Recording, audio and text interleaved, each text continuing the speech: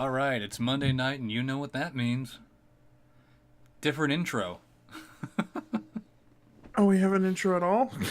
Yeah, that was the intro.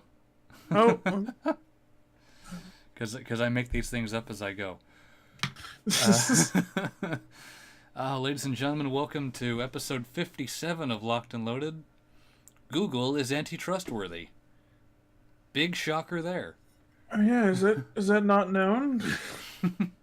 The only surprising thing is that it didn't happen sooner.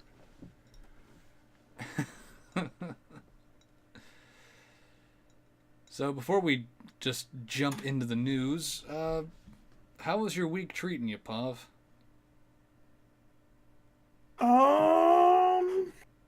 It's not too terrible. Yeah. I made it through the month of May, and I didn't end up with like no money. So, hey, Well, you're alive. there's so, that, right? Yeah. Yeah, it does help to announce the show's going down, doesn't it? Yeah, that's what I'm doing right Fucking- now. I'm sorry. I was sitting here going, I'm forgetting something. What am I forgetting? Why can't I remember? See, there's... Okay, I'll throw this up in the Saints. Well, I think everybody's. Oh fuck! You got to it right before I did. Yeah, There's take a bunch of take people that are that. streaming right now. I know, like everyone in the... We got Nick doing his charity stream, which if he's still doing that, if you're here, stop by... is it Monkey with a Shotgun on Twitch? Is that what he calls it? What? No, it might be Wizard. Well, he had... It's Wizard of the Cause. From what I saw. Okay, because I thought he wanted to name his gaming channel Monkey with a Yeah, Shotgun. Wizard of Cause. Okay, so he's just keeping the same thing. Okay, whatever. I might be thinking of his gaming YouTube channel. I think he wanted to call that Monkey with a Shotgun.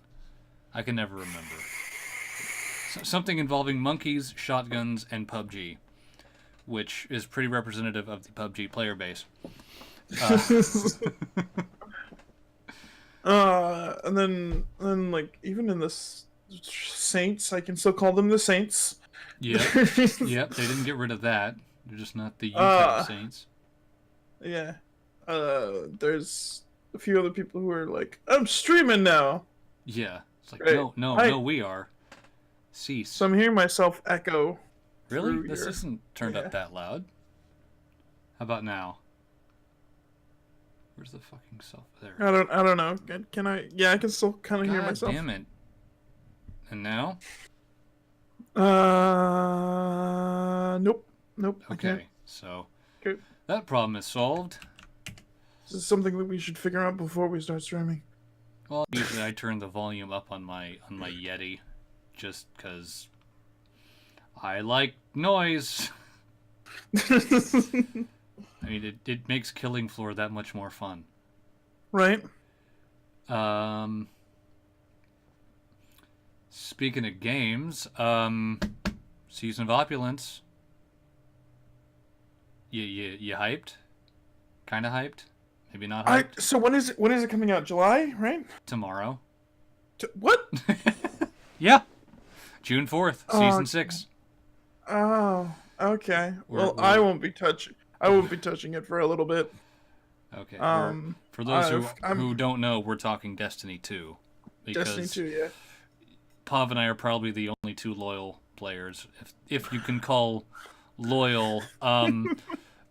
Okay, event's over. I'm going back to Killing Floor. Kind of. No, I'm coming up on the end of this editing project that I've been working on since March. Okay, cool. Yeah, March. We've got the final footage shot. And now it's crunch time to have a final cut by the end of the week, and I'm just like, I really should spend more time editing. Yeah. I Yeah. mean, it's not like I have been putting it off. I have a ton of it already edited. What did I do? Oh, last week I was just working on hard drives. And when I say working on hard drives, I mean like literally I have like 15 hard drives that are not plugged into anything.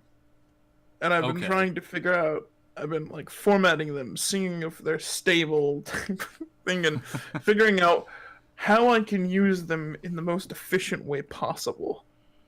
Because when you're editing and stuff like that, well, okay, so let me explain. I'll give a small explanation here. I'll give you an example. The current project that I'm working on is 359 gigs. Wow. That is the project folder for one film that's probably only gonna come out to be like 15 minutes long. Jeez. I think on average it comes out to like 150 to 200 gigs by the end of most projects. So when you get done with it, you're like, well, what the? Oh, I don't want to delete it. What if I ever want to come back to it again? You know, you never want to delete those files. You spend all that time getting all that shot and everything. So now you need to find a place to put it. So, I do actually have a lot of space in my computer, for the exact reason so that I can, still have editing, and I've spent a lot of money on stuff, but I also get just free hard drives from people who just don't, like, their laptop broke and they're like, I don't know what to do this here, have it, type deals. You sure you want to trust me with the hard drive? Did you wipe it first? No? Oh, that sounds like blackmail material. Oh yeah, no, oh god, no, don't make me think about that. This is why you always wipe your hard drives before you give them to other people. Oh gosh. Always. People don't know how. Just use the Googly. I was fixing a laptop for my neighbor when I was younger, because that's what I did a lot. And after this, I made it a rule to never let me. You always have to back up all your files before you give me something to fix, or never fix anybody's computer. Oh god. Because she wanted me to do it, and she wasn't the most attractive woman. Oh god. She was also probably in her 40s.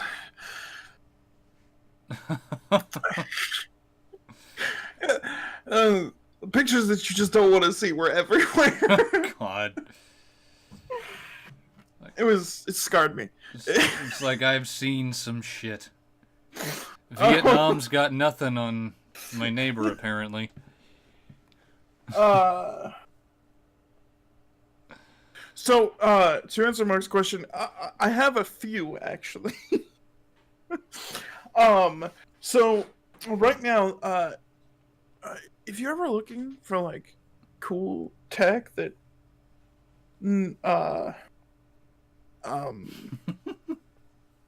you think most people wouldn't really care about, you go to Goodwill, or you go to a thrift shop, because people throw away tech all the time. So I have a NAS storage drive, and to explain what that is it's an enclosure that you put a hard drive into that connects directly to a router, so that everyone connected to that router can connect to the hard drive, rather than using USB or plugging it in internally. This is a $150 thing that I found for $2 at Goodwill, because nobody wants it, nobody needs it, nobody knows what it is. But I picked one up, so I got that going. Just trying to figure out how to set it up at the moment. But a lot of it for me right now is which hard drives do you put it in? Because the full-size hard drives that I have are really small, so it's a lot of that kind of stuff. Plus, I mean, I'm also doing this on a $0 budget there, Mark. So if I had a multi-drive rack, my life would be so much easier. But I don't.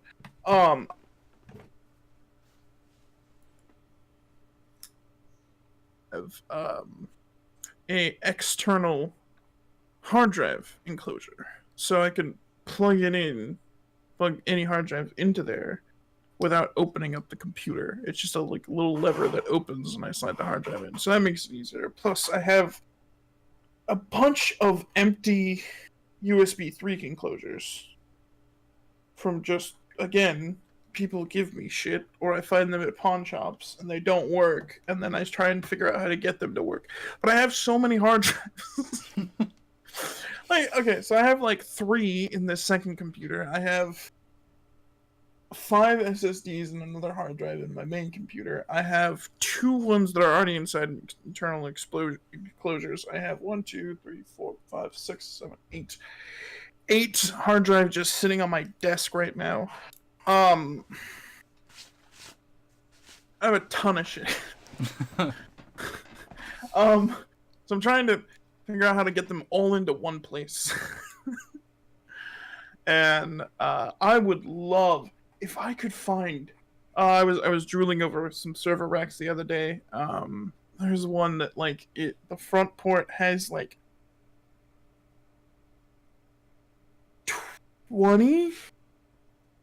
20 slots for hard drives. So you could, they're the ones that you could just pull out of the front. You just lift up a lever and pull the whole thing out and then put another one in type deal.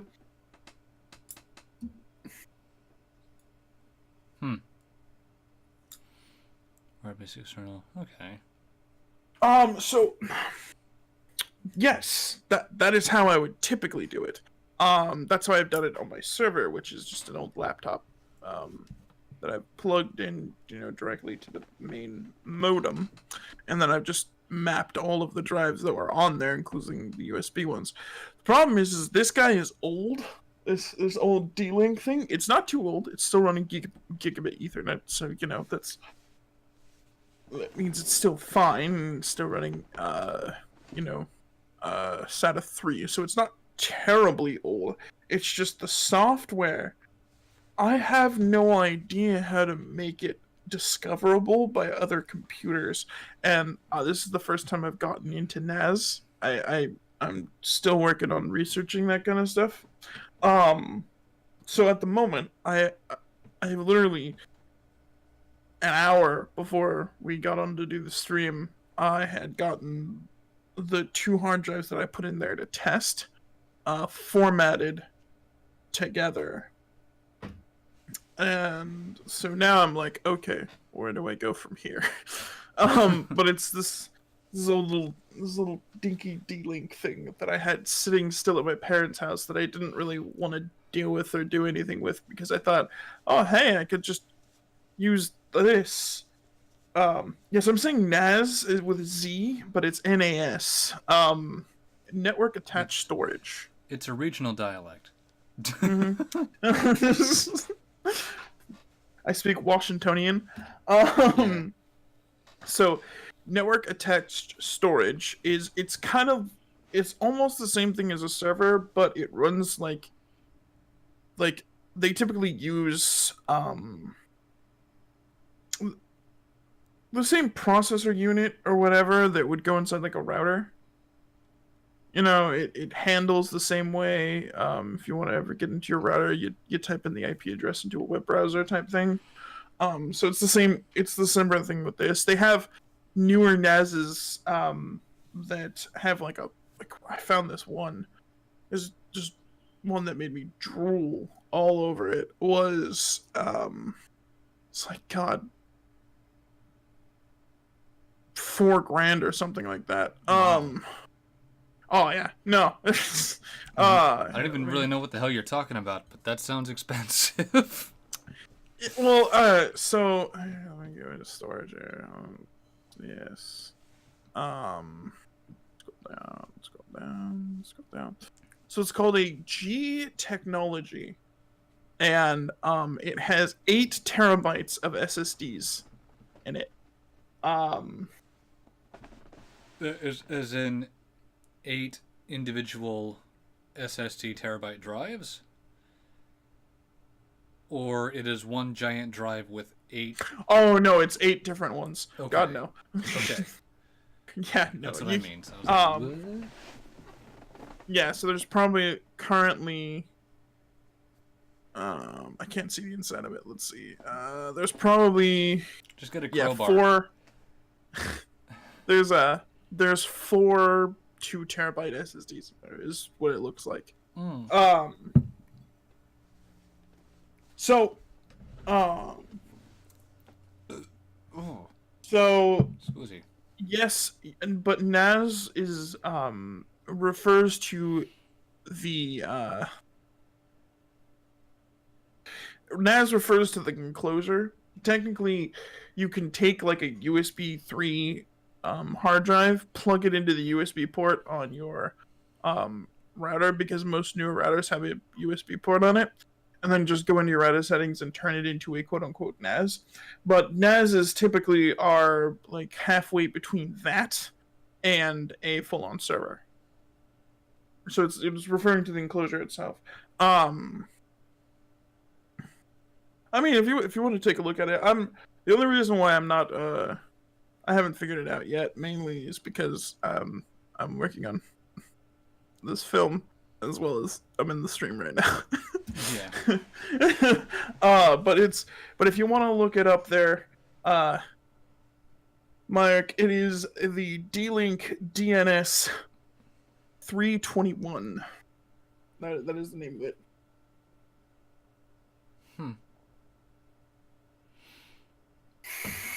Well, so hey, keeping the ball rolling with talking tech. Do we want to move into the headline for the week? Is that what you chose as the headline for the week? Yeah. Jesus, let me just find which tab I have that, or which version of Chrome I have that open on. There we go. Nope, it's not Chrome. It's not Chrome for very one specific reason. It is. I am using Edge to read this article. Uh, so, Facebook, Google, and other tech giants face antitrust investigation by House lawmakers. I'm going to open this up and wait for all the audio ads to kick in.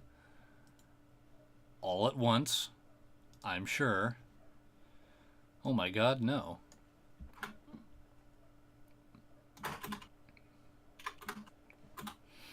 So maybe some of you have seen this coming up in the headlines. Maybe you've seen Tim Pool talk about it. I don't know how much it's come up in mainstream outlets like CNN or Fox News. Going from a cursory glance of their site, it is non-existent. But for those of us who use the internet on a daily basis, this is pretty important, I think. So, yeah, I'll kick this one off. Okay. It shouldn't be too long. Looks pretty short, actually, comparatively speaking. By Tony Rahm and Elizabeth Dwoskin? Okay. Let me get back to it. Hold on. I can think of a worse name. Dwalskin. Yeah. House lawmakers plan a sweeping review of Facebook, Google, and other tech giants to determine if they've become so large and powerful that they stifle competition and harm consumers, marking a new unprecedented antitrust threat for an industry that's increasingly under siege by Congress, the White House, and 2020 presidential candidates. Whoa, okay, they need to come after the White House. I read that wrong because there was no comma. Hold on. So let's go back. It should go under siege by Congress, pause, the White House, pause, and 2020 presidential candidates. But it's the White House and 2020 presidential candidates, so you expect something to come after candidates. This is what you get when you let me read. You get a fucking editing lesson. Hey, Wapo, you need a copy editor? I'm right here. Just pay me in Leinenkugel.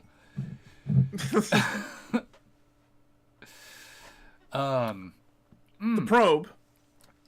The probe, announced Monday by David Cicilline, I think that is, Rhode Island, leader of the House's top antitrust subcommittee, is expected to be far-reaching and comes at a moment when Democrats and Republicans find themselves in rare alignment on the idea that the tech industry has been too unregulated for too long.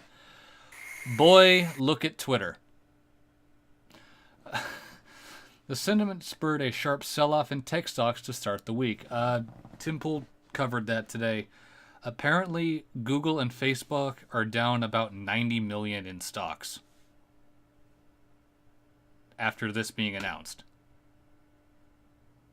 Yeah. Wait.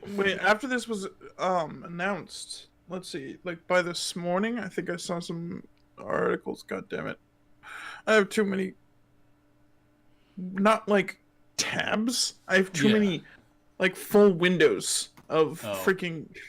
But you've got 4 monitors. Just move the windows elsewhere. They're all full. This is a problem. Let me just type in. I think it was like 6.1% for Alphabet. Like not just Google, but Alphabet.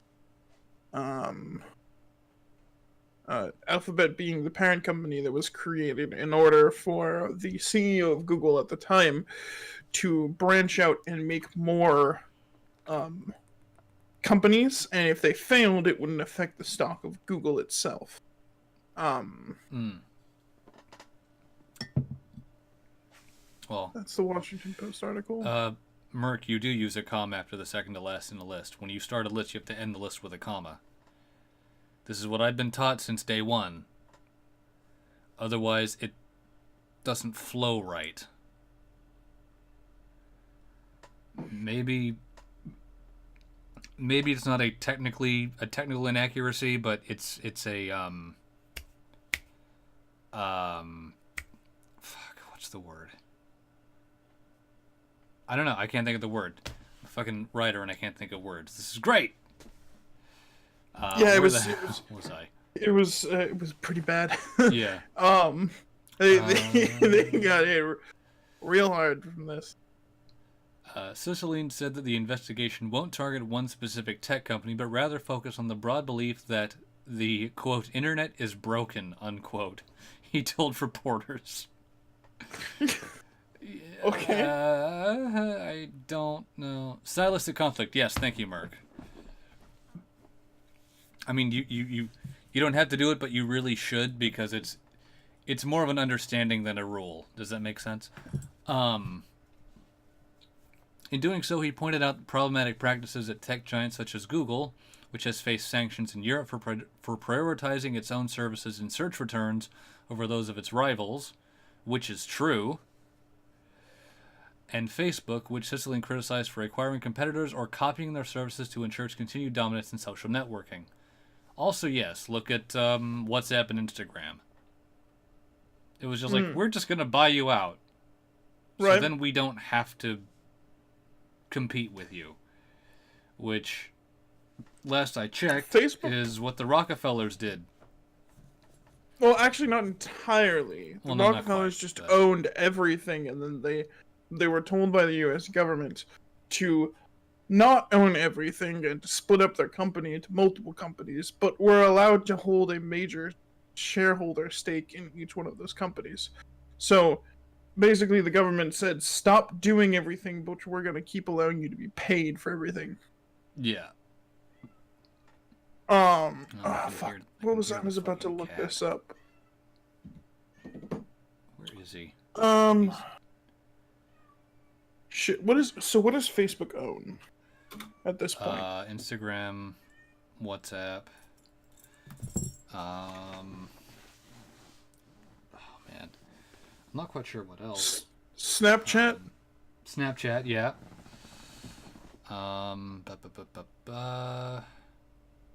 So it has Messenger, which was actually a company that was created after Facebook. WhatsApp, Instagram. They own a face tracking and 3D placement app. Then as well as Moves app. Mm-hmm. Moves app. So it owns 2 apps that track your movements. One of them tracks you by your face. Mm-hmm. That was added to Snapchat. Can you hear the cat yowling from outside? Like once, but then not after that. I think he wants in. But I'm busy. I don't want to get up. So yeah, it owns 2 ways to track your every movement. Okay. Along with Instagram, WhatsApp, which are two other ways to track your movements, because you say where you are when you post something, and then Snapchat as well. Yeah, because you're basically showing where you are with a photo. Yep. Amazon and Apple also could figure into the committee's early plans, he said, cautioning the goal is a broader look at the industry. I personally can't think of any places where Amazon and Apple have gone into antitrust territory. I'm sure someone could post something that would counter me. Give me an example of like just so I can wrap my brain around it. Or what constitutes antitrust? Yeah, like I have an idea, but give me an example. Well, going back to the where was it? The stifling competition and harming consumers, like with Twitter, for instance, banning people of a certain political persuasion. Yeah. Okay. All right. Or either buying out companies who offer something new. Okay, I can think of one for each Amazon and Apple. Yeah. Amazon has removed a bunch of books for their they claimed it wasn't for their political views that were listed in them, but Apple has. Yeah. A lot. Yeah. Cuz what did Tim Cook say? Something along the lines of like refusing to I'm heavily paraphrasing because the speech he made was a long time ago, but like refusing to take a stand against hate speech, whatever he defines that to be, is a sin. Yeah. And it's like, what? You're not Jesus. You got too much of a lisp. Hey, Jesus might have had a lisp. You don't know. I don't know that he didn't either. I was sure. In a lot of ways, there was a reluctance in the early days of the internet to interfere, the Democratic lawmaker said. It was creating so much value in the lives of people that some felt you should get out of the way and allow it to flourish. Over time, Sicilian continued, people have recognized that there are some real dangers here. Like, given that most of the time now you need an internet connection to get a job, and employers will look at your social media accounts to get a feel of who you are. If you've been kicked off of Facebook for something, you're essentially a nobody. It really hurts your ability to get a job. Yeah, so we'll agree with that. But Mark brought up some other stuff. Yes, there some other examples of what Apple does, and I should have thought about that as well. So, there was actually an investigation that was opened into Apple like not that long ago, trying to get them to open up their software to allow other stores on iPhones, because they don't allow any store but the Apple Store. There's also the just retarded shit with repairing and the ecosystem within Apple. I was just explaining this to you a little bit with the new Mac Pro. Yeah. Like, the main thing I see from that product is just like unnecessarily turning universal standard ports into proprietary ports so that third parties can't do anything with it. And that, I wouldn't say that's stifling competition, but at the same time I don't know how else to put it. Because you're disallowing creating third-party... a monopoly within itself. Yeah, it's kind of an exclusivity thing. I mean, like, it's a lot easier to make something for a Windows phone or an Android, because those run on how do I want to put this? Those are more accessible platforms, where Apple is like, we're gonna be private and no, you don't get to touch our shit. Right. I mean, the thing that jumped into my mind when he said that as a comparison would be Red. Uh, their cameras, like if you were to do just a basic setup of a Red Mm-hmm. camera, right? Like let's say like the Red weapon or something, it would come up to about $100,000. Uh-huh.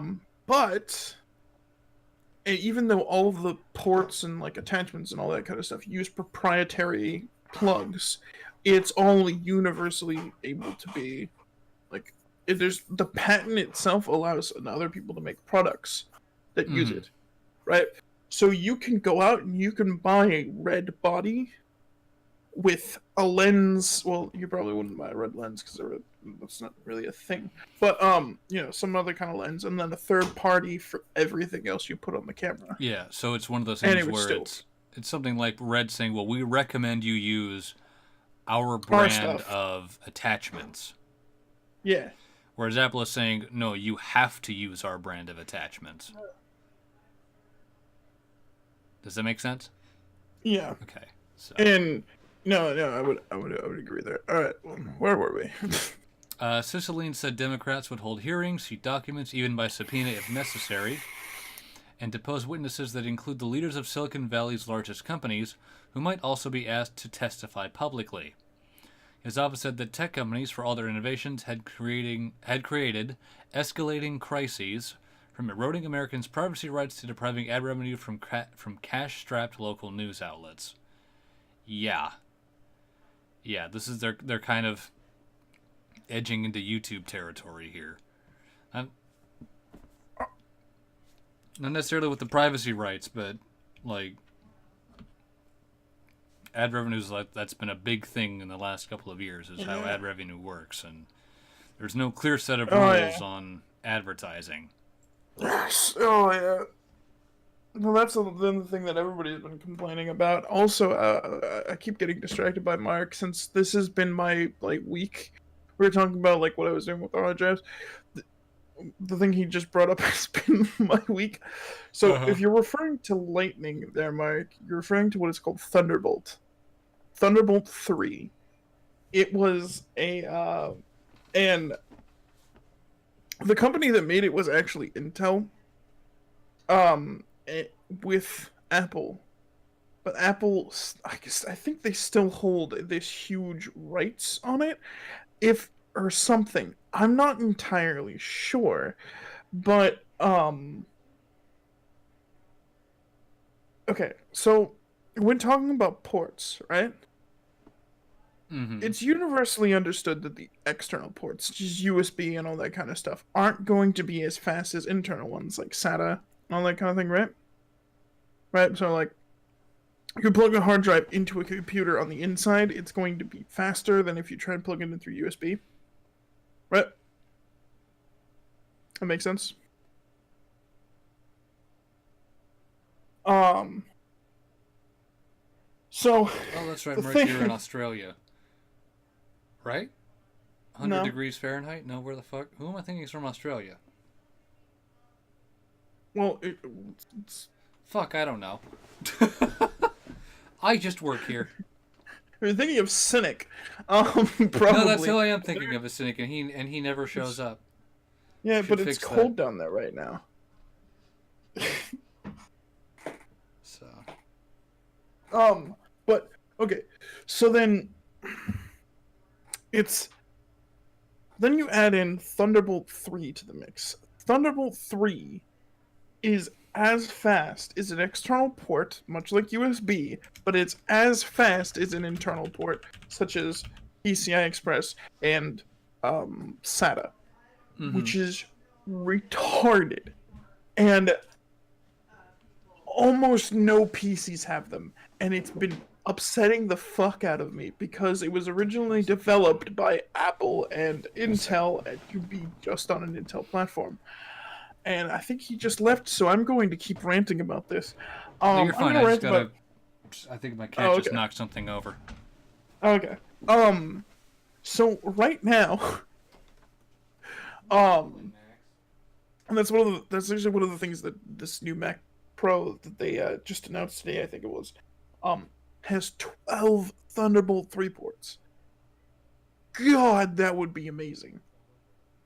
Because all you're doing, like, to explain the difference in just simple understanding, like the transfer, like if you want to transfer a gig file through USB, it'll probably take you about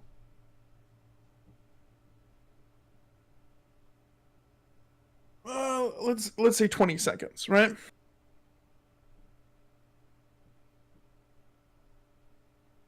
Um, damn, I would hate to be where you are. Probably take about 25 seconds. You're gonna do it on Thunderbolt, you wouldn't even see the progress bar. It'd be transferred right as you clicked paste. Because of just how fast that port is. But it even goes far beyond that. A USB.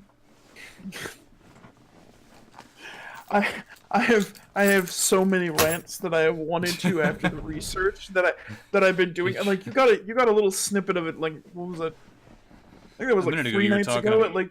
Oh yeah. Yeah, it was like 2 a.m. and I was just pissed. I'm so upset about a bunch of shit right now when it comes to the industry, when it comes to plugs and ports.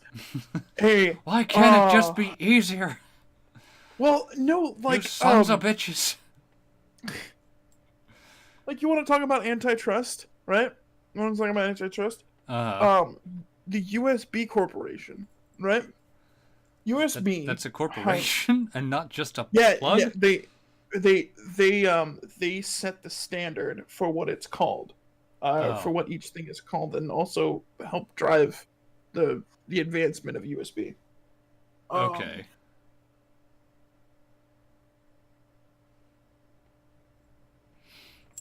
Right. And then you just trailed off there. sorry, I was reading what Margaret's responding to me. Okay.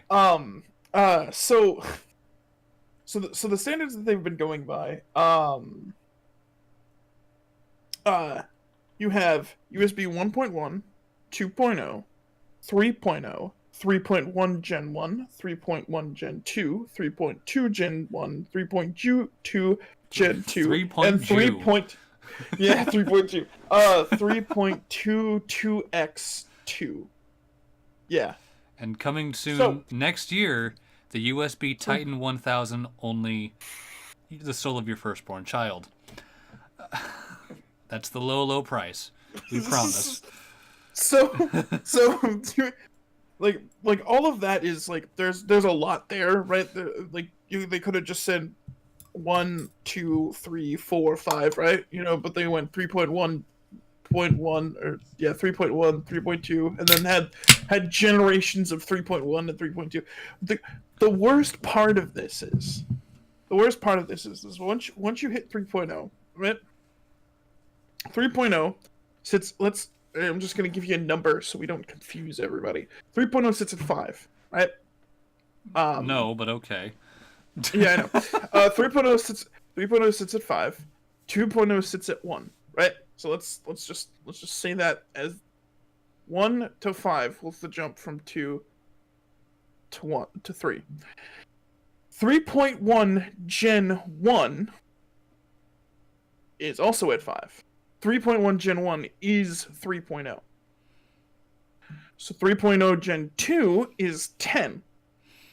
So that's the actual full speed of the generation leap between 3.0 and 3.1 is 3.1 Gen 2. This is why I will never understand programmers. So that's a little confusing. So the fucking hardware engineers, man. Sorry. So then you what go are to the standards? Oh, they don't exist yet. Well then. So let's jump to 3.2, right? So 3.2 Gen 1 sits at 5. The same as 3.1 Gen 1 and 3.0. So it's the same port. 3.1 Gen 1, 3.2 Gen 1, and 3.0 are the exact same port, but they're called the three different names. 3.2 Gen 2 is the same as 3.1 Gen 2. 3.2 to X2 sits at 20. That's the fastest USB is 3.2 to X2. That's the name of it. Now, here's my rant about this, because it's short, it's sweet, and it's annoying. So here's the thing. The convention to the rant. I'm gonna go with but The yes. The rant. This entire thing can only make sense to me if manufacturers of hard drive enclosures, USB thumb drive makers, and motherboard makers paid the USB Corporation billions of dollars to name it this way. And the reason why I say that is because you can get a motherboard with a USB 3.2 port, and that's what it's named on the motherboard, expecting to get the full speeds out of 3.2, which was marketed as 20 gigabits per second, right? Yeah. But it's Gen 1, and they don't have to say that anywhere. So it's just a 3.0 port. It doesn't hit those max speeds. It's just 3.0, but they can call it 3.2 Gen 1. Or just 3.2, because they're not lying if they call it 3.2 and not even mention which generation it is. Allowing them to overcharge for, like, if you get an enclosure that's 3.2 Gen 1, they just call it 3.2, and then they charge it for the fact that it's 3.2 enclosure. And make way more money than if they were to just call it, oh, this is a 3.0 enclosure. And it's annoying as shit. And I'm hoping, alright, so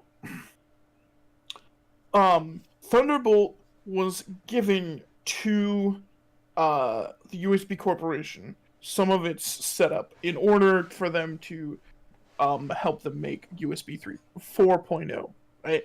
And I'm hoping to God that they get rid of this whole naming scheme when they hit 4, and 4 is just one version of it that is the same speed, no matter which 4.0 you get. But I have this horrible feeling that you're not going to. And it's really annoying. And I don't like it. They'll probably call it USB 2.5 Gen 3.5. It's X2. been frustrating. It's been frustrating me, because, like, when I first learned about this, I looked at my motherboard, and my motherboard said I had 4 USB 3.1. And the marketing around 3.1 was it was 10 gigabits per second, and I'm like, oh, that's dope. And I go, oh, it's 3.1 Gen 1, not Gen 2. Meaning, the port itself is just 3.0. It's not 3.1, it's 3.0. Why are you calling it something that it's annoying the shit out of me, and it's allowing them to be able to charge for more, or just have the name we have 3.1 on their marketing when it really isn't. Yeah, like Merck said, marketing. People won't know what this means. They'll just get 3.1 and go, that's not 3.0. Okay, so Thunderbolt was the original design that USB-C We're copied. not gonna get this article. I'm sorry. That's my last explanation. I think we're done with it, aren't we? About halfway done. It's really weird that we're having this conversation now, given the. It's still tech. It's still relevant, as far as I'm concerned. From Monday of last week.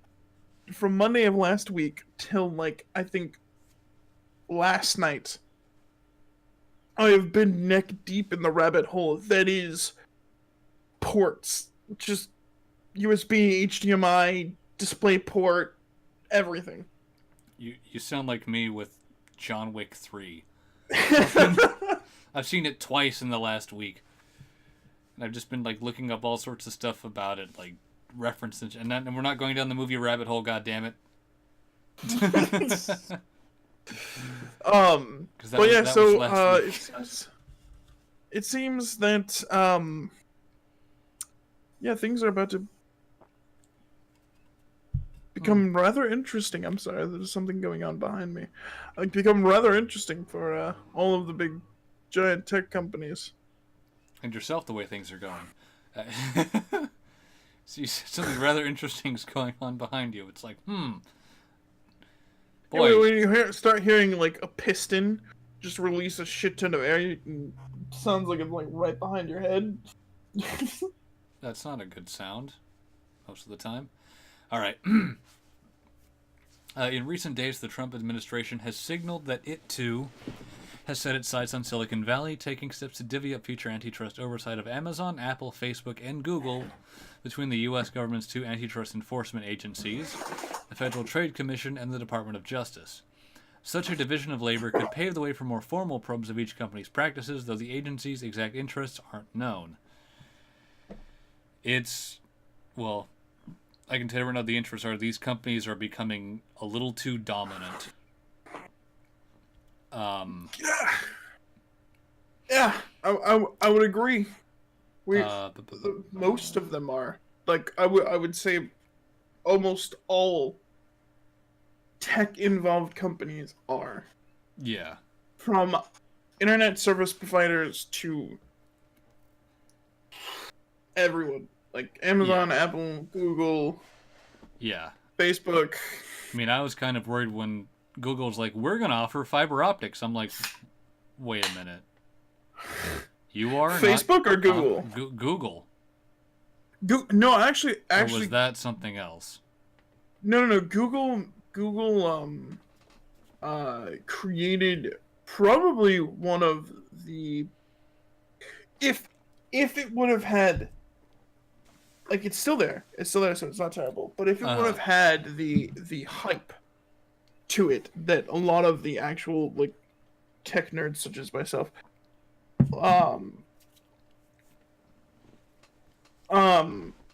had upon it with their fiber network, it would have dethroned like Comcast and all of the bigger ISPs. Oh yeah, I'm sure it would have.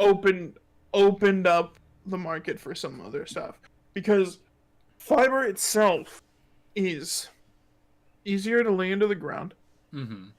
It's much faster, and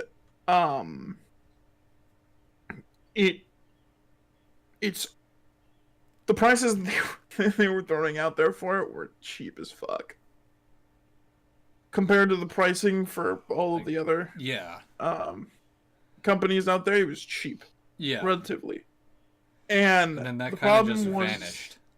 Well, it's not that it vanished. It's just it had such a slow adoption because Comcast and the other big ISPs were throwing the legal book at them every step of the way, saying, no, you can't lay cable here. We already have this place. This is ours. Yeah. And then brought them in, like, court proceedings, and all these different kinds of things, hampering their progress. Seattle has Google Fiber. And it's dope, but it's not everywhere, and I think their pricing structure had to change in order to fit the legal, or not fit. Right? No, fiber is literally just a laser that is sent upon a glass tube that reflects it. And then that laser is data. Rather than having a bunch of different like copper and gold wire with plastic. I just get this image of this tech at Google going, "Hey guys, I'm gonna freak Seattle," and just holds his hand in front of the laser. You can't. It's a very small laser inside a cable, so you can't actually do that. But I get what you're saying. Yeah, just, hey guys, watch this. Now Seattle's got no internet. Now they do. Now they don't. Now they do. Now they don't. Ha ha ha ha ha. Oh, here's Chicago. Internet? No internet. Internet? No internet. Fucking. Oh man. Do you know? Do you know how much that would like wrecks and like plane crashes? Shit that would come because of how long it takes for things to reestablish connection after they've lost it. It's just... And this motherfucker's screwing the connection up after like 3 seconds with his hand. I'm being a terrorist and no one knows. Fucking.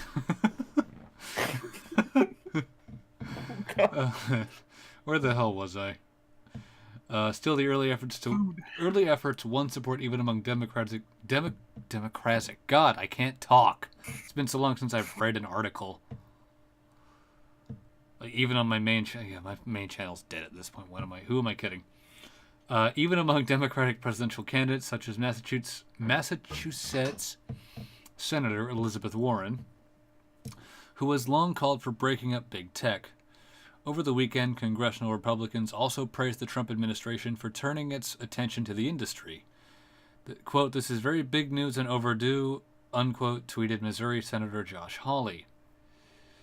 Amazon, Apple, and Facebook did not respond to requests for comment, and Google declined comment. Amazon CEO Jeff Bezos owns the Washington Post. I don't like that. Yeah. That, like, if it's one thing if you see a company that has something innovative and is not getting the customer base that they want, and you not necessarily buy them up, but you acquire them, let them keep their name, and then suddenly their customer base grows. I think that's a good thing, but essentially a shopping company owning a news outlet. It's a little. That did. Right. Something ain't right there. If Amazon was strictly a publishing house or something to do with journalism or I don't know why literature, but let's say literature, who wants to finance this kind of stuff. I mean, I can't think of another industry that would want to do something like that. Then it would make sense. Like, hey, Amazon Publishing comes in, acquires the Washington Post, and says, hey, we'll finance you guys to keep doing what you do. But that's only if Amazon were to be a publisher of some sort. Yeah, but still, like, how much can a publisher put? It's still not the best. It's still not the best analogy. Right. But, like, that's where I'd be a little more okay with it, but only a little more. The broad bipartisan focus on Silicon Valley presents the whole of the tech industry with what could be its greatest political test after years of enjoying relatively smooth sailing in the nation's capital. Even when world regulators had sought to challenge these companies' business practices, Europe has fined Google $9 billion in just the last 3 years, for example. Washington had remained a staunch ally of Facebook, Google, and their peers. Okay, I'm going to take this back to that other comment. I feel like the Amazon CEO, Jeff Bezos, owns the Washington Post, was a little bit of a passive-aggressive comment. Because it's preceded by the statement, Amazon didn't respond to requests for comment. It's like, hello, McFly. Hey. Hello, is anyone in there? Think, McFly, think. But okay, I'm gonna be honest. So this is something that the Trump administration is doing. So yeah. here's the thing. Like, what was it? 2 years ago now that we had the whole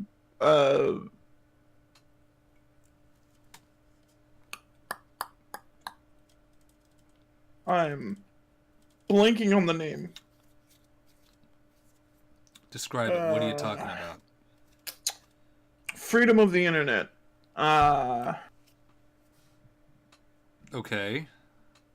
Like, you don't know what I'm referring to? Not specifically, but I get the principle. the Verizon CEO who went off to be leader of the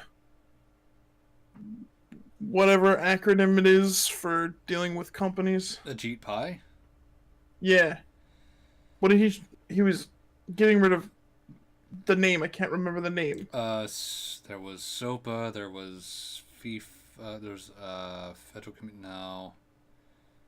Not FICA. That's something else, that's finances.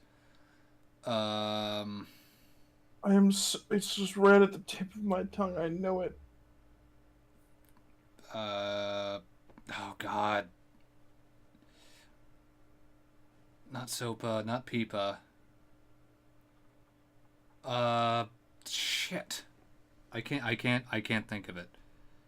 I can't think of it. It's on the tip of my tongue and I can't think of it. But it was like what everyone was freaking out about when Ajit Pai was nominated as chairman of the FCC. No. Yeah, but he's trying to get rid of, and he did end up getting rid of. It's right there. I know exactly what it is. I can't think of it. I know what you're talking about. I can't think of it. It's driving me nuts. It's like, I'll start to knock out more of this. I'll knock out more of this article. Yeah, keep going. Yeah. Oh, the 2016 net election. Neutrality. Yes. Jesus Christ. Net neutrality. All right. If the Trump administration had actually went after these big companies, broken them up, and all that kind of stuff, and made them much smaller companies, not in the way that we did to Roosevelt or Rockefeller. Yeah. But actually made them separate companies. And then got rid of net neutrality. It might have gotten a little bit more of an understanding. But yeah, net neutrality on its own sounds like a good thing, although I've seen the case for why it's a bad thing. I still haven't fully read the case. I'm not even arguing for or against it anymore. But I'm just saying, if it feels like this would have gone in tandem with removing net neutrality as far as a campaign push or something like that. Yeah. Alright, keep going. Okay. The 2016 election, however, began to erode that political goodwill as members of Congress began to realize the extent to which malicious actors could capitalize on social networks with vast, perhaps unchallenged reach to spread falsehoods in real time. A flood of privacy violations, particularly at Facebook, further reinforced for some lawmakers the feeling that big tech giants had enriched themselves in their users' personal information. Why is there a hyphen there? And left people with little option for alternative services to use. That's true, but why is there a hyphen? Fake news.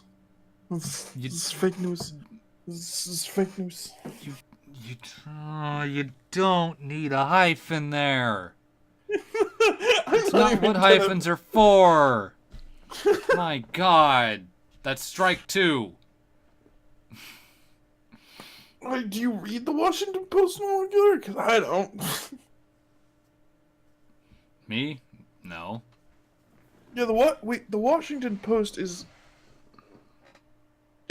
West Coast based, right? I think so. It'd be based out of is there a contact us page? Let's see here. Yeah, there is. I'm not gonna click it. You can tell Amazon owns the Washington Post? The Amazon Web Services AI ads plastered all around the fucking page? Yeah, okay, so let me count them. 1, 2, 3, 4, 5, 6, 7, 8, 9, 10, 11. 11. I have 11 ads that are the exact same thing for Amazon's AWS AI technology. Yeah. So really, this is just an advertising outlet with a side order of journalism. I mean, really. Let's see. For a while, tech could do no wrong. They were the font of all innovation and good things and progress and democracy, said Rob Atkinson. See, there's commas there. the president of the Information Technology and Innovation Foundation, a think tank that counts Apple and Microsoft on its board of directors. And now the bloom is off the rose. Because people are waking up and realizing just how much power these companies have. Right. Tech companies kind of control most of our lives. We're like rapidly approaching Shadowrun status. All we need is the illegal firearms and cyberware. We're not at the BioWare stage yet. That'd be cool too. That would be cool. And the magic's another big part of it. Amazon Magic. Yeah, Amazon owns. I'm thinking Deus Ex right now, but like Amazon's the company that makes all of the like human enhancements. And just oof. UNATCO? No, Amazon. Oh man. This will be the next generation's Illuminati. Without the gay.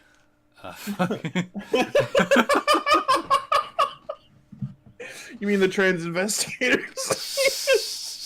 Oh hey, speaking of which, it's Pride Month apparently.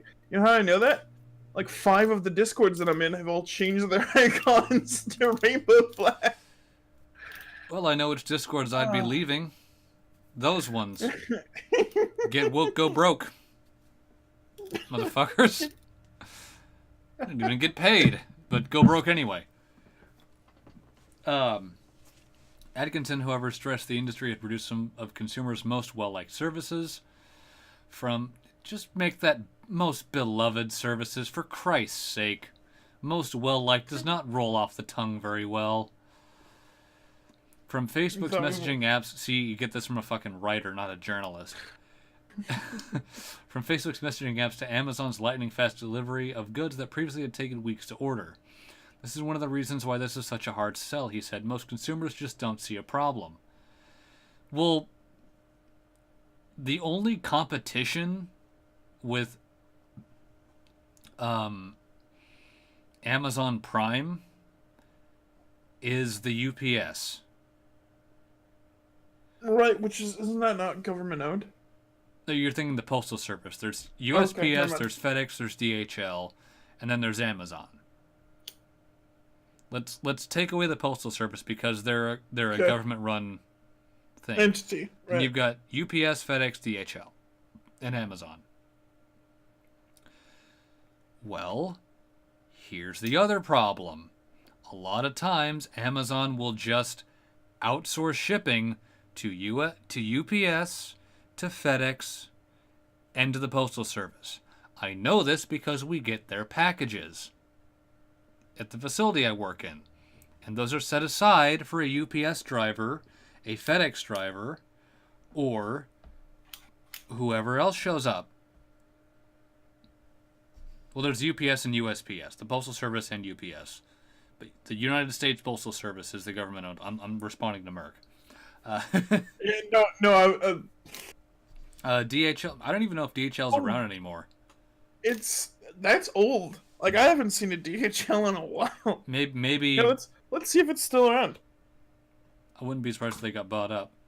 So, anyway, what I was saying is nope. Amazon isn't cutting the Postal Service, UPS, and FedEx out of the deal. They're just kind of outsourcing some of their shipping to those companies.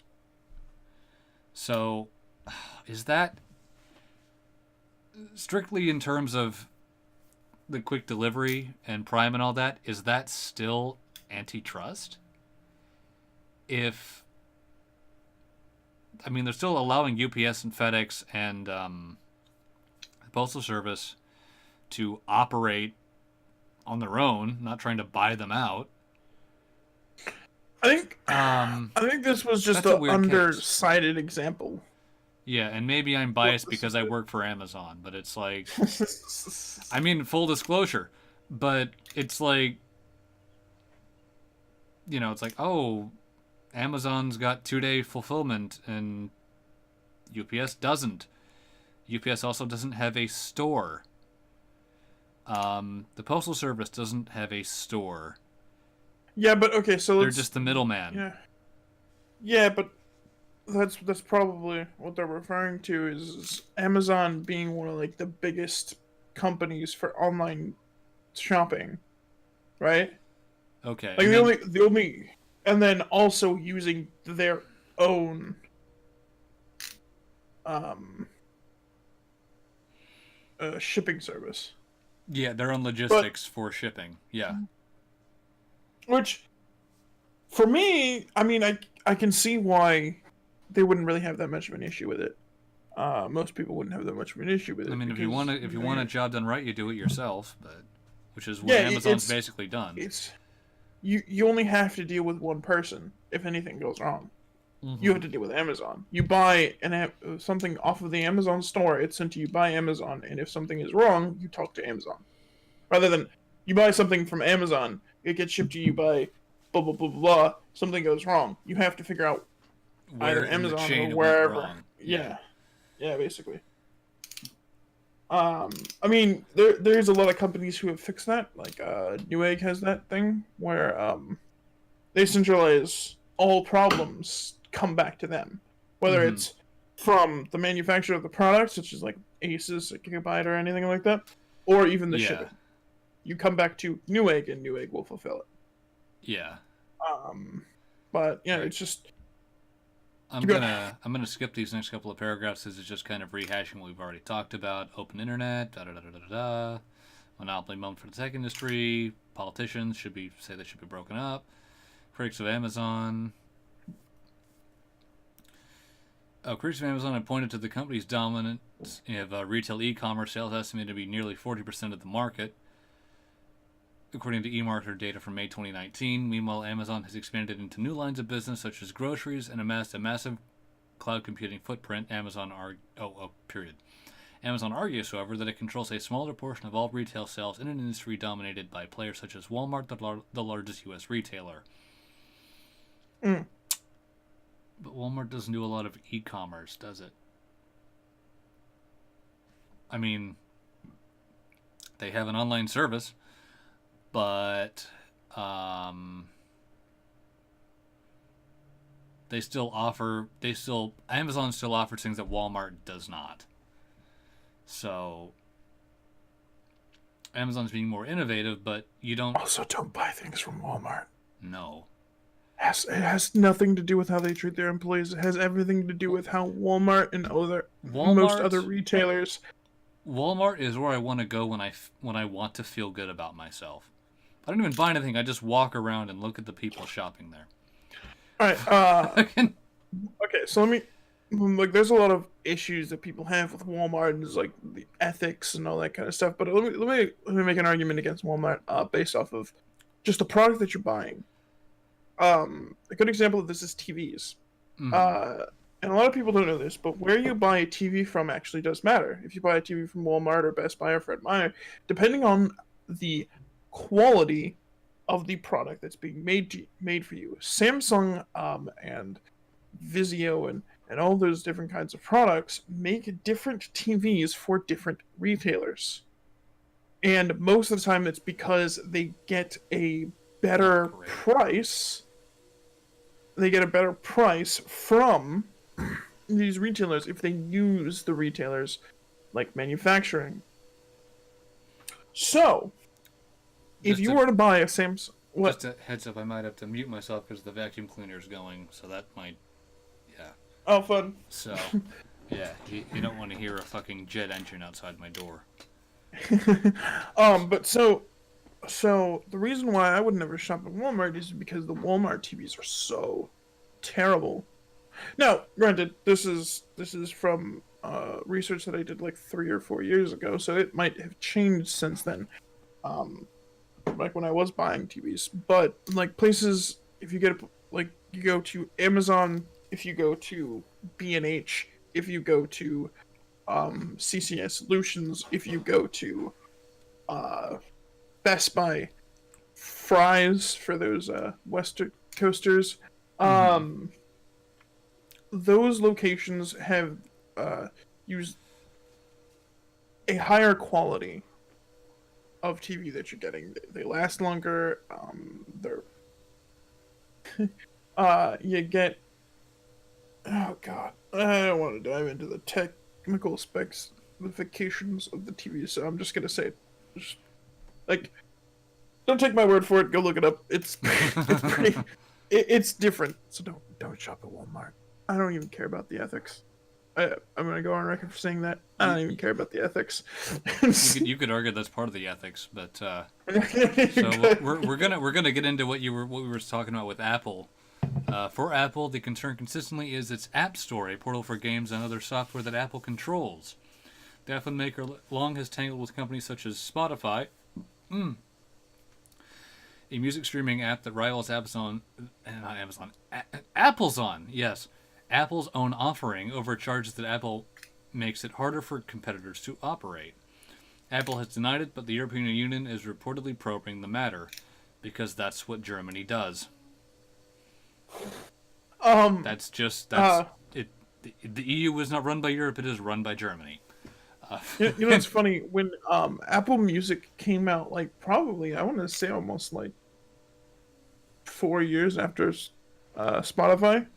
Yeah. And I think it's because they wanted that. Oh gosh, don't even. Let's not get into Apple.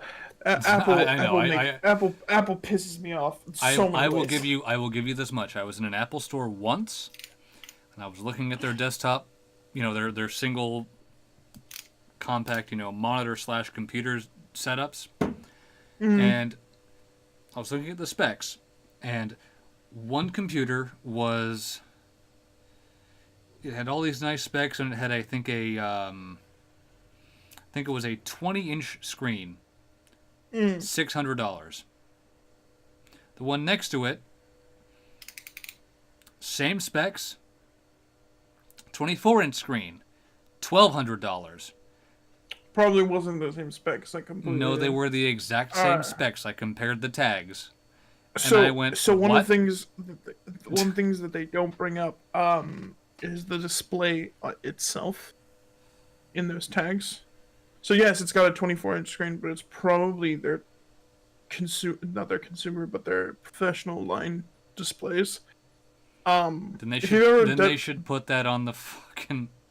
Probably, but they assume that everyone who walks in there, just looks at the price tag and goes, okay. Yeah, Apple has defined itself as being expensive, and so if you own an Apple product, you are showing off that you're rich. Yeah, you have that status. That's all it is. That's all Apple is. But you still can't play any games. No, because there's two reasons. Apple doesn't use graphics cards that would really do well in games, and nobody really wants to make code video games for OS, the Mac OS. So there's lots. What was the Rooster Teeth joke back in the day? There's lots of games for Apple, like World of Warcraft,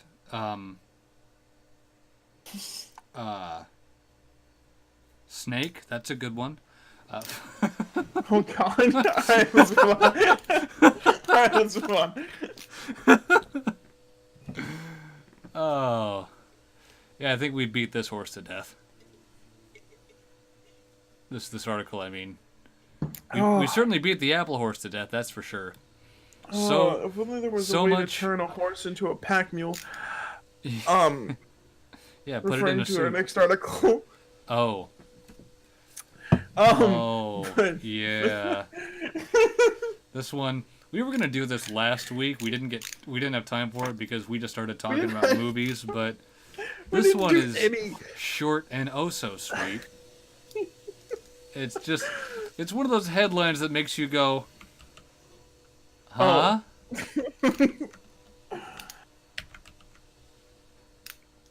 This is from the BBC.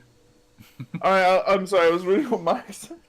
Alright, So, man dies on a plane after ingesting 246 bags of cocaine. Oh, man. A Japanese man has died on a flight from Mexico City after ingesting 246 bags of cocaine. Where would you put them all? How small are the bags? Jesus Christ. A flight bound for Japan's Narita. Yeah. Narita International Airport had to make an emergency landing in Mexico's Sonora state. I can't speak other languages. I can barely speak English. Died of cerebral or you skipped a line. 100% did. Emergency landing in Mexico's state after he began having seizures. Authorities said the man, identified as Udo, died. I think it is. The man died of whatever that string of cerebral edema caused by a drug overdose. The passenger transferred to the flight after starting his journey in the Colombian capital, Bogota. Yep.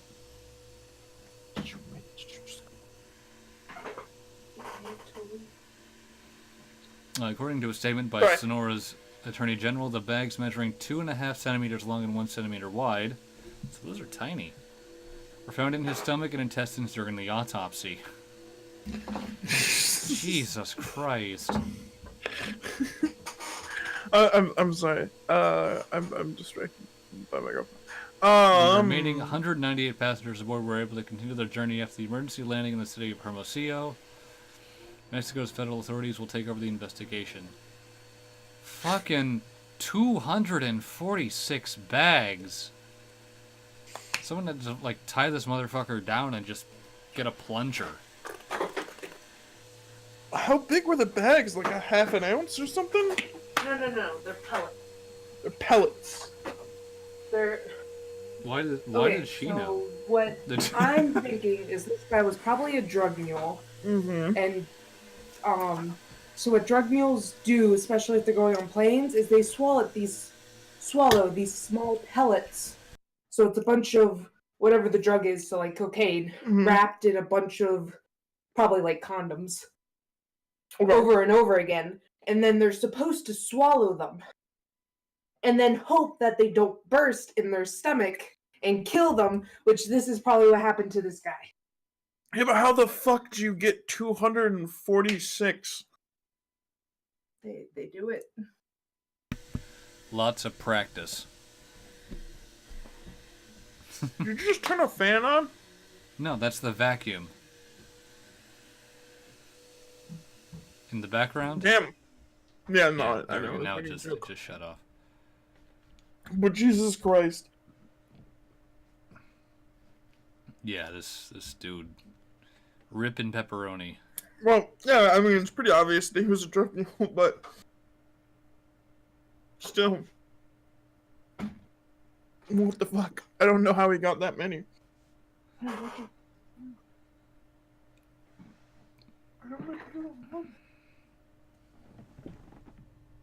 lot of technical difficulties on my end, I'm sorry. Yeah. Oh yeah, Jesus. Poor human being. No, yeah, I mean, I'm gonna say poor human being, because most drug mules aren't entirely doing it of their own volition. Yeah. You couldn't get me to swallow 246 condoms full of cocaine voluntarily. Couldn't get me to swallow 246 anything voluntarily. I don't understand how I just I don't get it. Like I don't know. I don't care who you are. 246 is a lot. Like I'm sure they got him in a lot like a Civil War soldier had to load a musket. Just fucking ramrod them in. Fucking hell. Speaking of ramrodding, Louisiana's Catholic school principal Oh, this resigns dude. after DC strip club arrest during school field This trip. is one of those headlines. Another one of those headlines just makes you go, "What the fuck?" Was it from today? think it was from today. Here, let me pull the article up.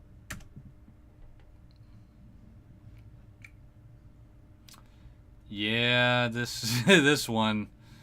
This dude's a doozy, I can tell you that. So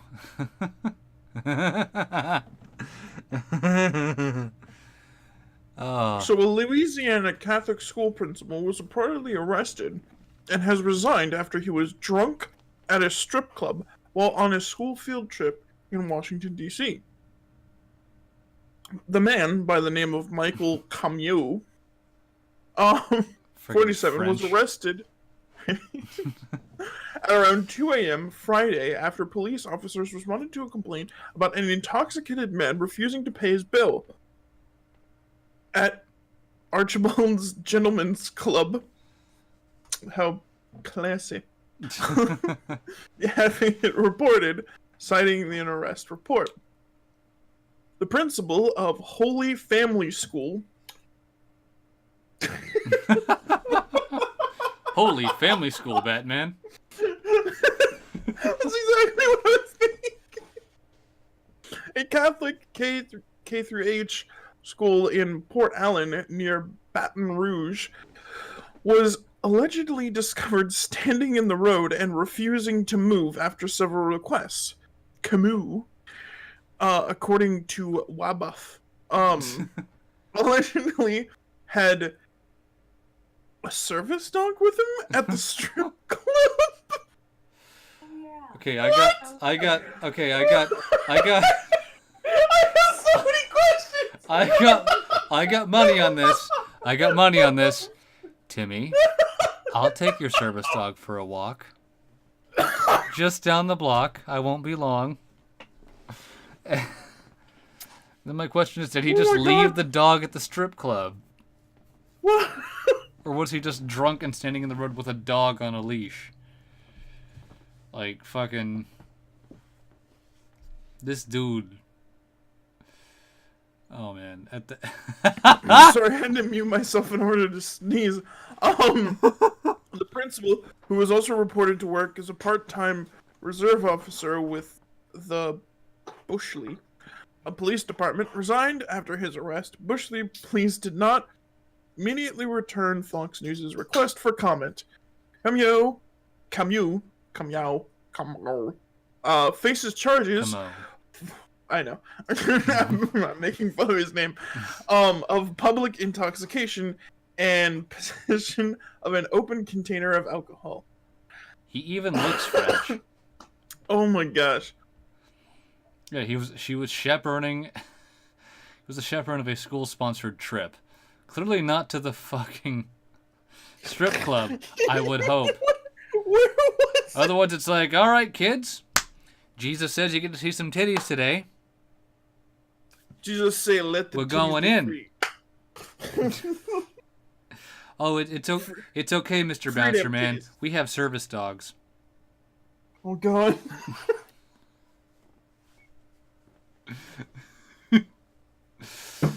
Oh my god. Spokesperson. What kind of name is that for a school? Holy Holy Family Family. School. A very lazy one. Very lazy. Oh. What was the family? There was Jesus, Mary. It's about it. And the Holy Family School. But we don't talk about them because they kept going to strip clubs. Alright. And in quick bits news, yeah, I'm stealing that. Man calls 911 after prostitute he hired refuses to leave his apartment so he can go to church. And this is coming from yeah. I'm sorry. Jesus Christ, this dude. I'll bring it up on the screen just so they can see like the photo. I don't know if this is the same guy. Wait, hold on. Now I'm actually interested in this thing. One of the titles of the paragraphs is "The Prostitute and Feminism." What? Yeah. Okay. So, in an American political and culture landscape increasingly dominated by progressive feminist there it lines is. of thought. Me. On the topic of women's rights, prostitution remains a thorny issue. Why did feminism get brought into this conversation? What? Was one of them a feminist?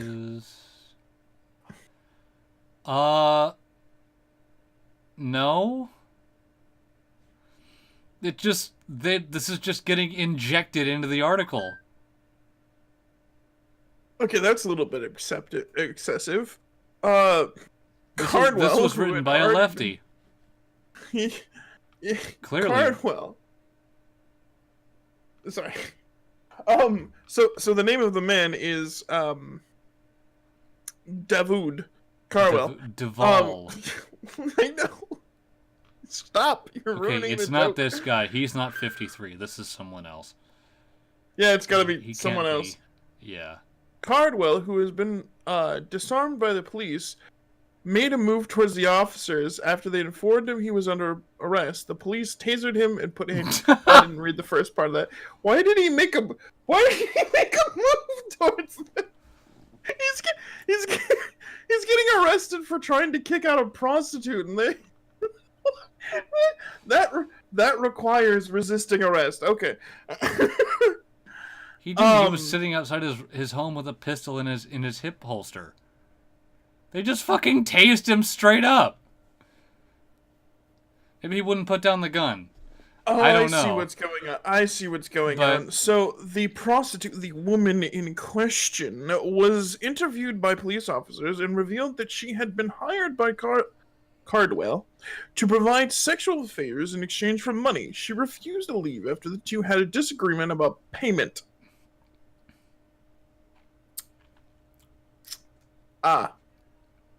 So he promised, and then she was and arrested then broke because his promise. Yeah. He broke his promise so he could go to church. Hold on. Can they actually both be arrested? Yes. No, because no money exchanged hands. Oh wait, the intent to commit a crime, right? He did resist arrest. And then apparently she had an active warrant on her. Well, yeah, I know why she got arrested, but like, okay, so the authorities booked Cardwell, who is charged with patronizing a Yeah, that's right. Patronizing a prostitute and resisting arrest. Oh, okay. She wouldn't have been arrested, but apparently she had an active warrant out for her. So why the fuck is feminism in this article? I don't know. We're just gonna move on like we were originally going to when we first started this article. If we start asking too many questions, we're just gonna get into a fucking one-sided debate. Liberal arts turns MAGA hat into an actual hate symbol and gets her business shut down. Liberal artists. Oh yeah, that was from last week. Let me pull that up here. Again, we talked about this. We didn't get to any of the articles from last week, so I decided there were a few of them that were interesting. Here we go. Come on.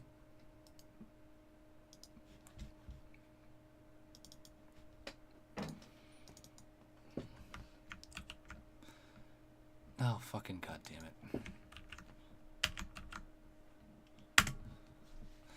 There we go. All right.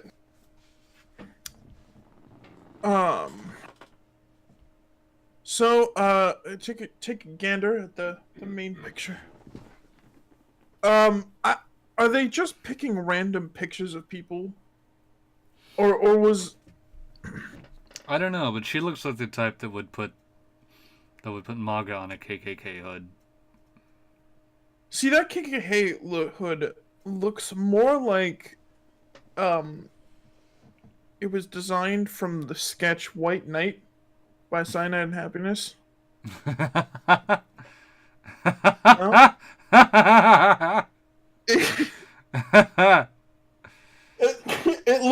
It looks like someone would, like, some kind of, like, vigilante crime fighter.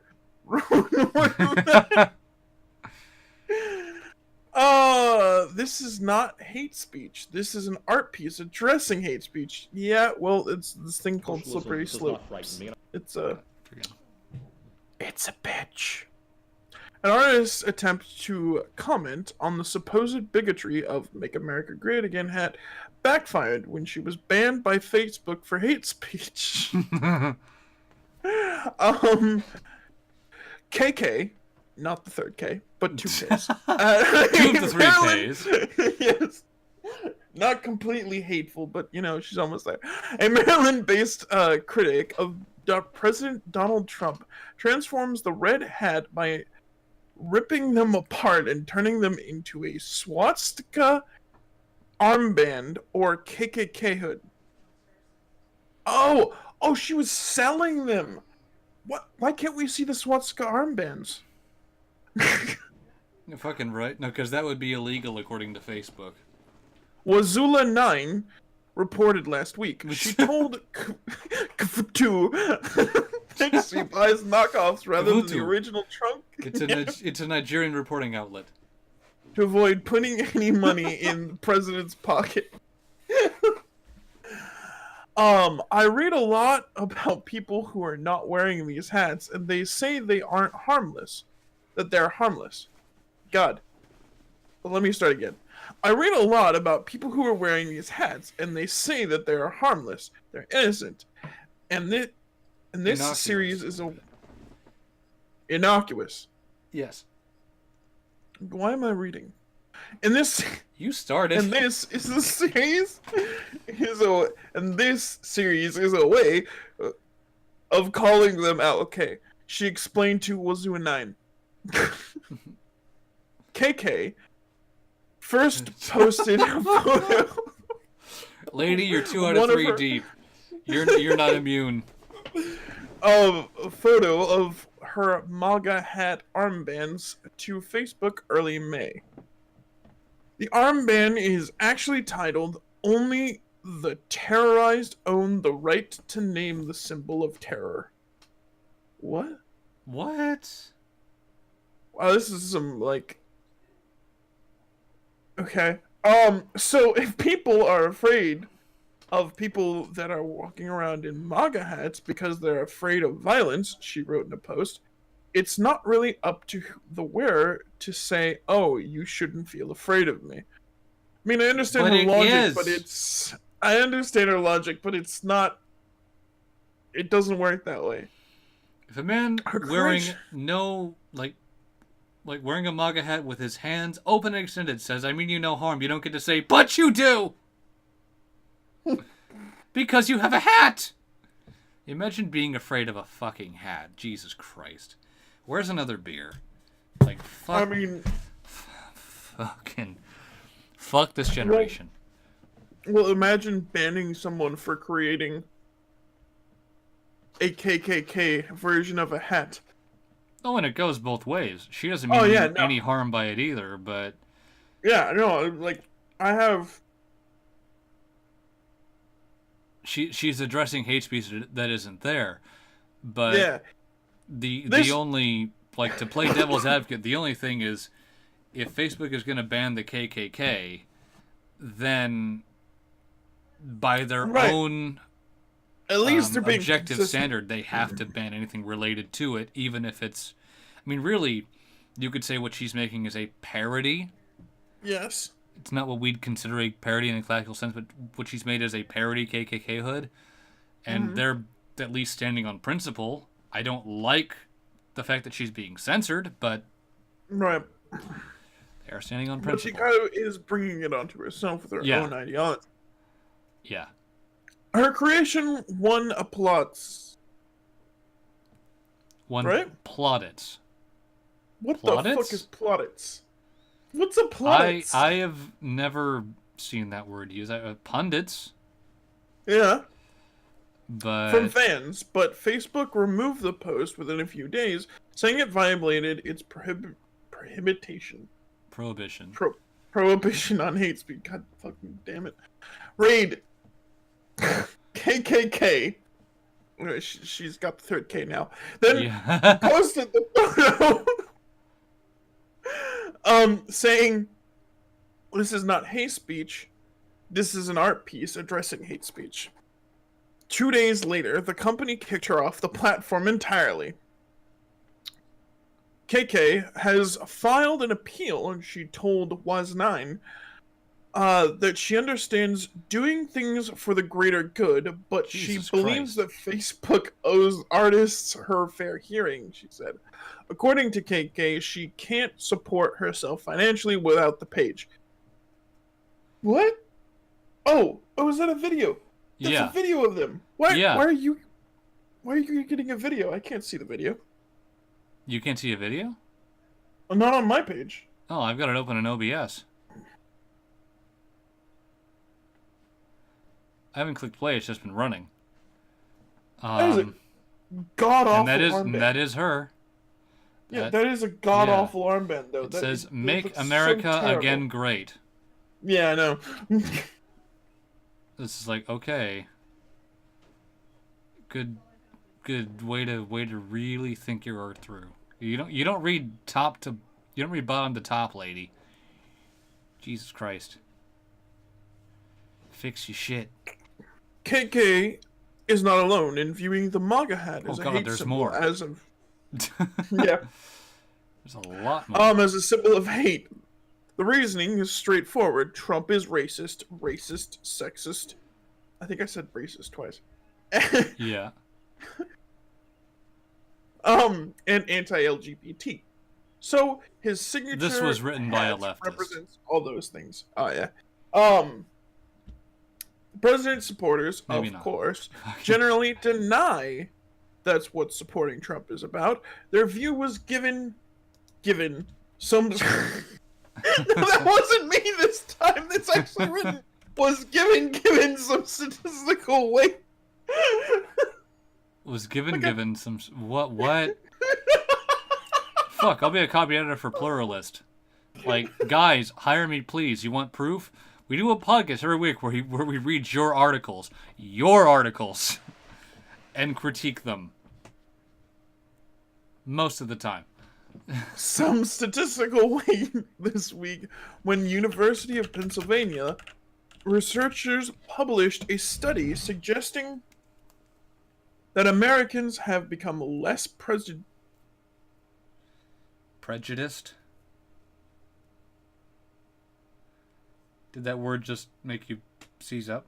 No, it was my, like, I could tell I was mispronouncing it, and then I also got your, like, a notification of the thing that you posted in the Discord so chat. you're like, press your refill. No. As Right. a result of Trump's presidency. I want to read this. That sounds interesting. Oh, it's a Washington Post article. Theory aside, they don't believe that theory apparently. KK is just the latest in a series of Trump haters going after the MAGA hat and pay the price.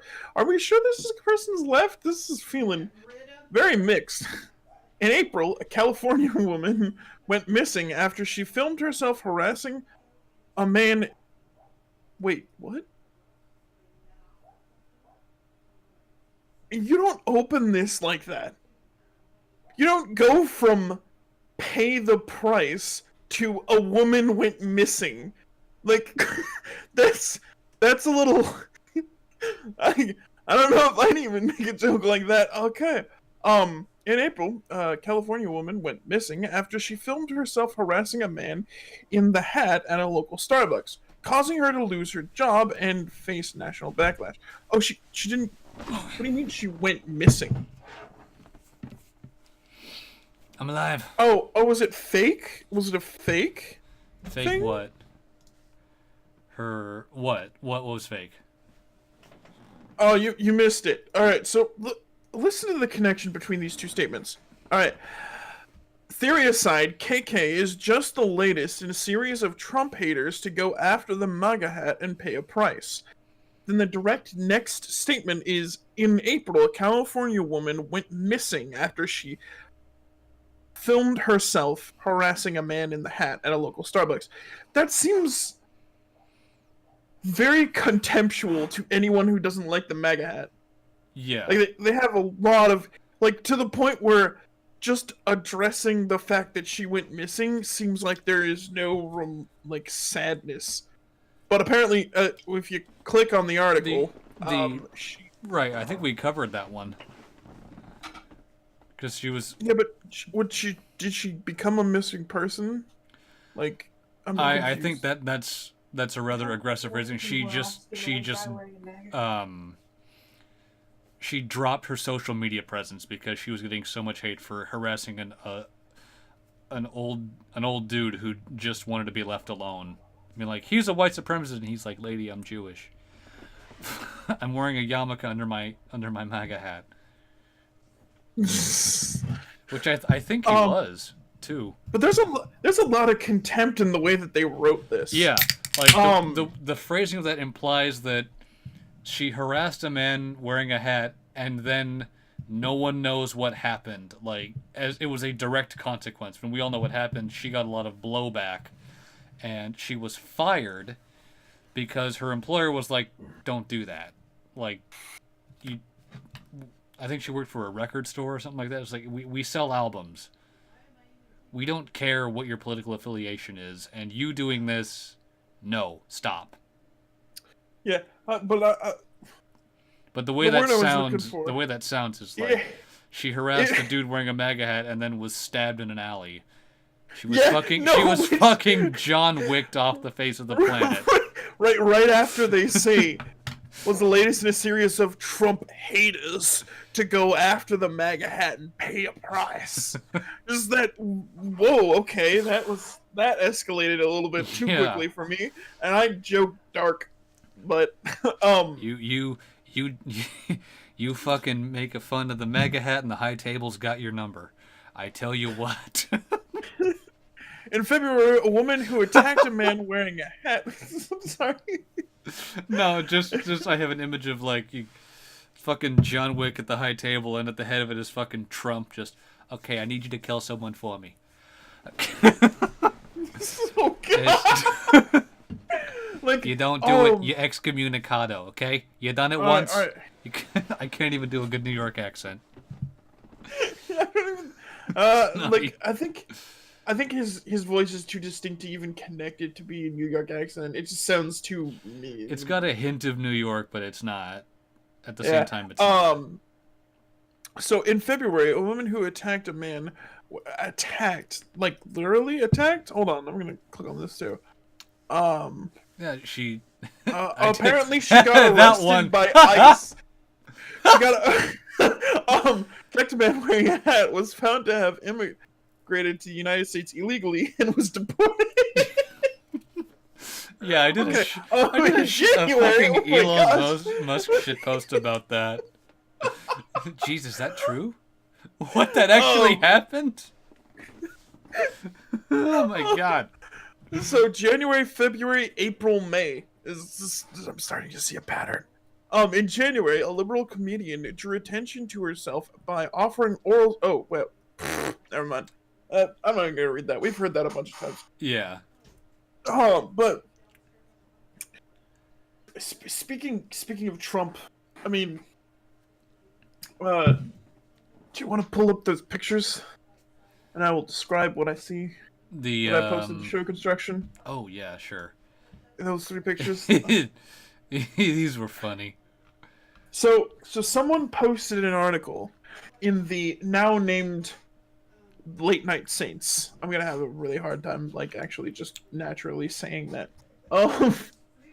They've been called the YouTube Saints for 2 years, and I think I have known almost anyone who watches this, including the people who are on this stream on a consistent basis, all come from the YouTube Saints Discord. So it's gonna be a little bit hard connecting it. But somebody posted an article with this picture as the headline. The image is up on the. Is it? I can't tell. It's not there for me. I just hit enter. Oh, okay. So I guess I'll describe. So when I saw this picture, I I didn't like. I knew it was Trump, but it didn't look like him at all. And then someone responded with, "That's Biff. That's Biff." I'm like, "Yes, it is." Someone else posted a picture of old Biff from Back to the Future 2. I think it was 2, right? Yeah. Yeah, when they went to the 2. future. Oh man, you can't see that for shit. That's so tiny. Oh, I'm sorry. No, like on the window. Let's see if I can make this look right. There we go. That looks good. Some emergency formatting. So It is fucking. He looks just like fucking Biff. he does. It looks exactly like Biff. And then somebody else responded with, "Oh God, we're now living in." I'm having trouble connecting to the internet. Fuck off. Take a look at the help section in your Alexa app. Ah! Alexa, play Despacito. It's off. I've unplugged it. It's no more. Play it anyway. Do my bidding. So somebody else posted, we're living in the Biff timeline. The Biff future timeline. And then posted the last picture that I have given Buck to show everybody else, which actually I'm pretty sure is even smaller. It is. But Who it's, the fuck but it's does Trump That's walking, like thumbnail size. Yeah, but it's Trump walking with the sports something. I don't remember. Sports what almanac exact... from Yeah, like 1985 to 2000. Was it 2005? I think, was it 2005 or 2015? Oh, I'm sorry. 1950 to 2015. Yeah, which recorded all of the winnings and how, like, the God, what is it called? Oh, the like actual Stats statistic and all that, from each game. So if you have not seen the second Back to the Future, the main character, Marty McFly, goes into the future, grabs this sports almanac, takes it back with him to the past. To 85, And yeah. was it 85? Or, oh yeah, it was 85. Biff steals it, realizes no. Didn't he leave it in the DeLorean? Yeah, and no, Biff took the no. DeLorean? No, it wasn't that he left it in the DeLorean. He threw it in the trash can in the future. Old Biff, realized what was going on. Oh, and then he takes the DeLorean back. Yeah, then hands it to his younger self, then comes back before they notice the DeLorean is gone, allowing young Biff, to use this space almanac to bet and make himself into a giant empire. And I'm pretty sure he has a tower. Yeah. Okay, so hold on. Trump wasn't a thing back when that movie was made, right? Yeah, he was. Well, yeah, It but wasn't made in the 50s. It wasn't made in the 50s, it was made in the 80s. I mean, I think he only really started having cameos in films with, like, in the 90s. Was it the 90s or the 80s? Well, I mean, I'm probably wrong, but the earliest cameo I can think of involving Trump was Home Alone, where Kevin's in the hotel and he asks for directions, and Trump is the one who says, down the hall to the right. Oh, okay, so he doesn't own a tower, he owns a giant-ass casino. Yeah, that's what it is, yeah. Are you going to say that Robert Zemeckis called it? Simpsons did it, and then Robert Zemeckis called it. So, one of the videos that's recommended next to the one I'm looking at is a top 10 Back to the Future 2 broken promises. What a terrible way to open that. Yeah. But, yeah, so, Trump is Biff. I think there was a lot of jokes when he first got elected that that's who he was, but it is now confirmed. Trump has established himself well enough in the presidency to show his true self. Better get Better get Michael J. Fox a DeLorean and maybe he'll save the world. Who knows? He'll probably just send us all back to 1955. It's all a dream. It's all a dream.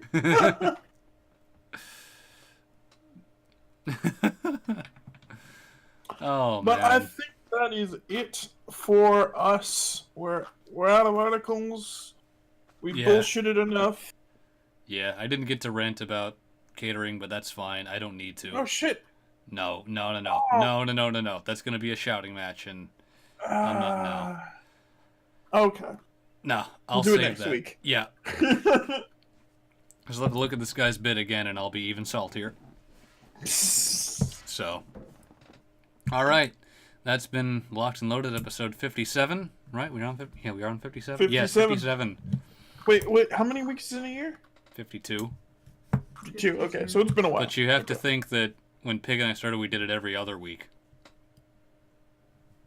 So. Okay, so we're not at a year yet then. Not quite. I need to go back and figure out when we stopped doing it every other week. Shit, you are right. It was every other week. Yeah, and then 'Cause even when I came on, it was every other week, and then we moved it to once a week. to weekly because we wanted the views, and that didn't happen. We didn't. Is that what we wanted? We were hoping for the algorithm to pick us up, and the algorithm went, "Nah, you're not Finger Family videos. Fuck off." Finger family. That's a real fucking thing. That's its own rabbit hole to go down. So, Oh god. all right. Good night, everybody. Good night.